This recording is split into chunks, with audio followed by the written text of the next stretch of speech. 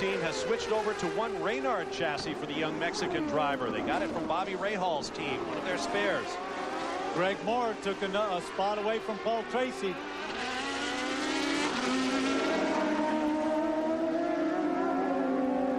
The order is Zanardi, Gugelmin, Vassar, Blundell, Moore, Tracy. Michael Andretti has dropped back from that battle in 7th.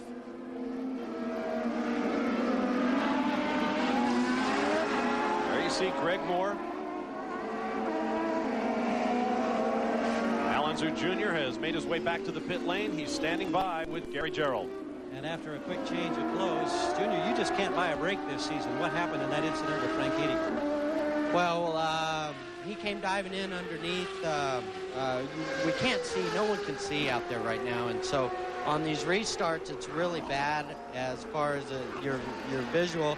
He came blasting in there and moved me over to the left on the right-hander at the beginning of the right-hander. So then we were equal going into the left, and then on the exit, both of us we hooked ourselves into each other and drove us off the racetrack. And so, you know, we're fighting for position and ended up getting into each other. We've got a picture of Franchitti in an animated conversation with his owner, Carl Hogan, at the same time, Junior. You talked before the race in our pre-race show about the importance of patience. Were you trying to be patient today under these tough conditions? Yeah, I was being as patient as I could. You know, we were backing up more and more and more, and we were definitely patient. You know, he came blasting in there, and you know, you can't be too patient and not be aggressive. It is still a race, and so we were doing that. We were still being real smooth and careful, but we ended up hooking each other, and that's what took us off. Thank you. Let's go to Marty. Dario, I know you just had a discussion with your team owner. Care to share your thoughts, what happened out there, and what you two shared? Yeah, well, first of all, myself and Carl were kind of consoling each other. He's a little bit upset. Obviously, we were in a good position today. He's not upset with me. You know, he kind of says he feels sorry for me, and I feel really sorry for him because, you know, he's working really hard to get this whole thing working at the moment, the whole team. And, you know, we came in the pits third, went out, whatever, 17. We should have never been in the position we were in on the track. So, it's unfortunate. Did you get a little too aggressive? I mean, Al Unser Jr. was saying there was nowhere for him to go. Well, I passed him on the straight, and I was a good bit ahead of him on the straight. When I passed him at the start-finish line, even before, and he came from nowhere and tried to pass me in the left part, and he just kept coming out and out and out. Once we hooked up, we couldn't pass each other. You know, we couldn't do anything about it once we'd hooked up. So I'm a little bit upset about it. He was trying something he wasn't really on. Okay, thanks a lot. Thank you, Marty. Well, Marty and Gary were talking to their respective interview subjects. You saw Parker Johnstone get around and pick up a couple of positions. Got around Brian Hurta. Johnstone now up into the 8th spot. You also saw Andre Ribeiro flying off in turn 9, getting all the way out to the tire wall, but not hitting anything, working his way back on to the racetrack. Another example of just how hard they go off and how hard it is to stop these cars on this super saturated grass when they do go off. Hurta, Boisel, Jourdain Jr. in the thick of that fight in his new Reynard. Well, previously owned, shall I say. But it has worked really well, and the team says that the Rahal team, when they sold them the car, did them a lot of favors. Helped them with setup, left some parts on the car to help make the transition quicker. Jourdain certainly showing it in his performance.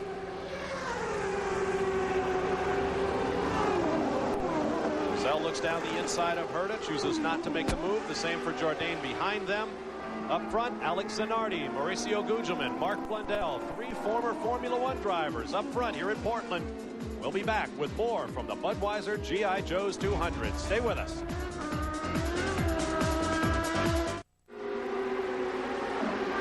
Back live at Portland International Raceway, round 9 of the PPG Kart World Series. The Budweiser G.I. Joe's 200, and Scott Pruitt has spun and stalled at the top of the straightaway again. Same spot. You just see his car right there. It almost looks like exactly what he did before. Spun around and stopped at the same spot and stalled. You saw the spray come up off the back of the car. He tried to light him up and stalled the engine. Jimmy Vasser in the Ganassi pits. Christian Fittipaldi fast lane. And you can hear that engine going da-da-da-da-da, sounding really rough there. What that is he's holding his finger on a button that will not let him go over the speed limit that's required in the pit lane.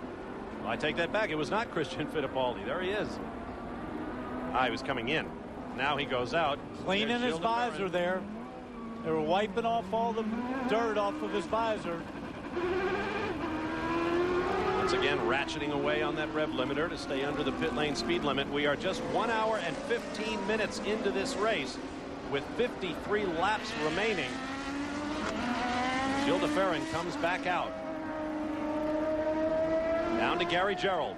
Watching the scoring monitor with intent is Bobby Rahal. Bobby, how tough were these conditions? And I guess you had more than a handful today. Well, I was going slowly on the first lap, and the back end just came right around. I tried to keep it running, and it got off in the grass and stalled, and I couldn't get it restarted. And, you know, the car was just a total handful. It's, you know, we're that far behind, and we tried different timing pressures, and that didn't seem to be the cure.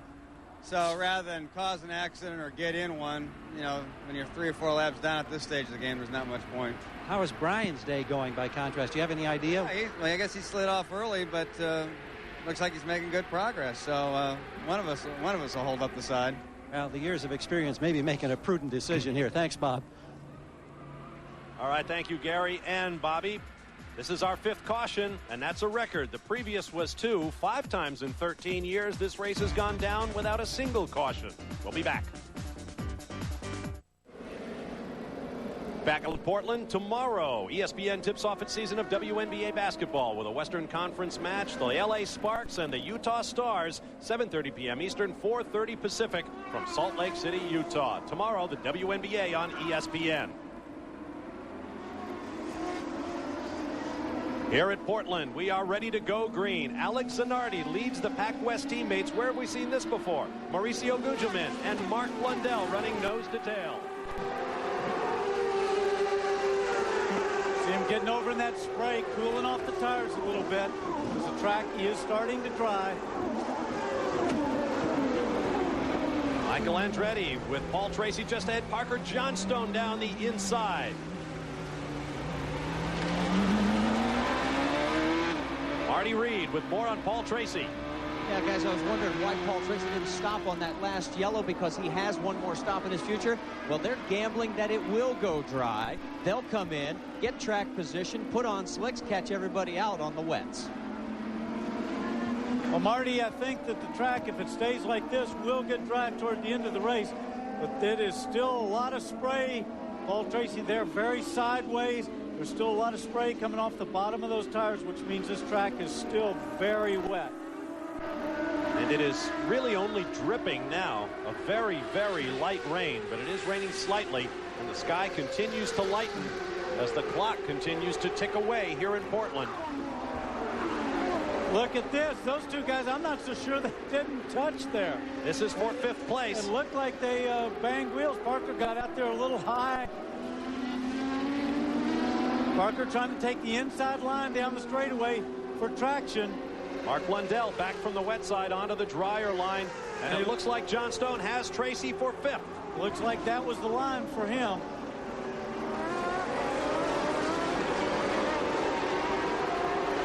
Let's take another look and see if they came together from high overhead. Right out there on the outside. Yes, right there. Oh, sorry, I tried to get a mark on it. But right there, Paul Tracy's right rear. And we've got action down in the Festival chicane. Gualter Salas, the Brazilian rookie, to the right. Andre Ribeiro in the foreground, and Brian Herta. You heard Bobby Rahal, his team owner, say it looked like Brian was making progress. He was well up into the top 10. But right now he is stationary. The view from our Honda Helicam as Salas is put back in action. Now the kart safety team will go to work on the other 2 cars. Herta on the left, Ribeiro on the right. And the caution flags are back out once again. A full course caution here in Portland. 6th of the day, extending the record for the Budweiser G.I. Joe's 200. In case you're wondering, G.I. Joe's is not the children's action figure. It's an auto and sports store up here in the Pacific Northwest. Alex Zanardi remains on the racetrack. We thought we might see him visit the pits. Gary Gerould, what can you tell us? Yeah, Bob, it's interesting because they took the slicks over the wall and they thought they were going to bring him in immediately. And then there was a quick wave off. The reins went back up on the wall. No change, and he stayed out on the course. We expect that we may see him refuel. They may gamble and stay out and hope for another opportunity. Marty Reed? Yeah, same situation for Gugelmin and Blundell. The PacWest team is going to wait and see if it dries. They're going to stay out. The order behind the safety cars: Zanardi, Gugelmin, Blundell, Moore, Johnstone, Tracy, Andretti, Boiselle, Jourdain, and Vassar. We'll be back. We're at the halfway mark here at Portland.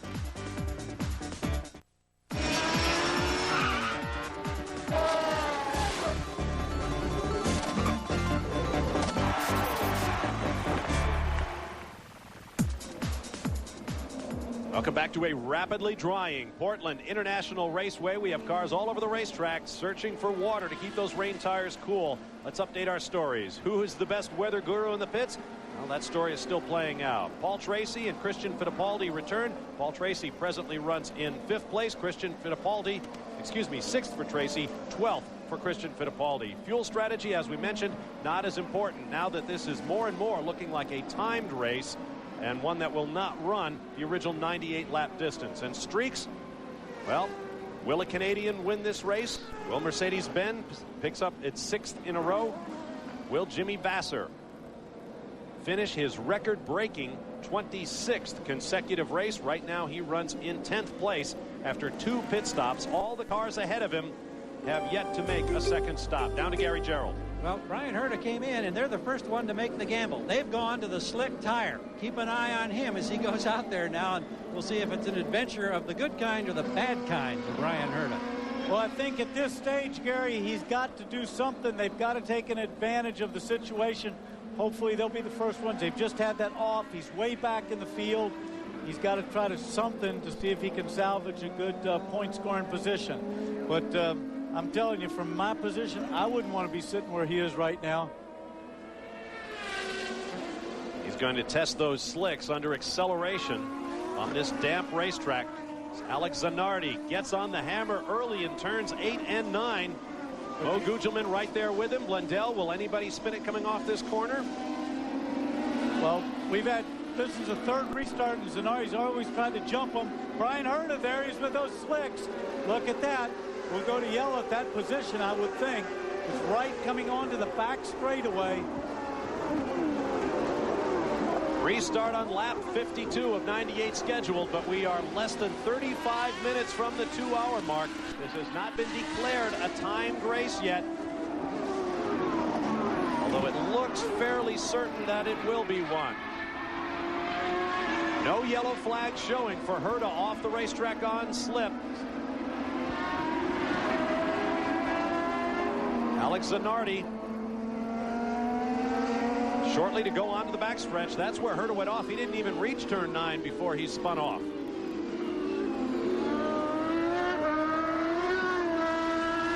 There is Herta looking at the oncoming traffic. There's the kart safety team to help him refire. That is a pretty exposed position right there, considering how wet that grass is. Well, he's the only one on slicks. Look, he just spun it off there. Now watch him when he hits the grass. And then the car, look how fast it just keeps going. It's the worst feeling in the world when you hit that grass, because it's just like it accelerates, like being on ice. Wall comes looming up at you. Now the field has been told by race control to use extreme caution in the area of that local yellow flag for Herta. Paul Tracy and Michael Andretti. I don't think you have to tell these guys right now to use extreme caution. They're all tippy-toeing around trying to get the most out of it. But they know it's still very wet. And that will tell a lot of the pits what they wanted to hear was that the track is too damp for slicks. You see Michael Andretti's progress throughout the afternoon.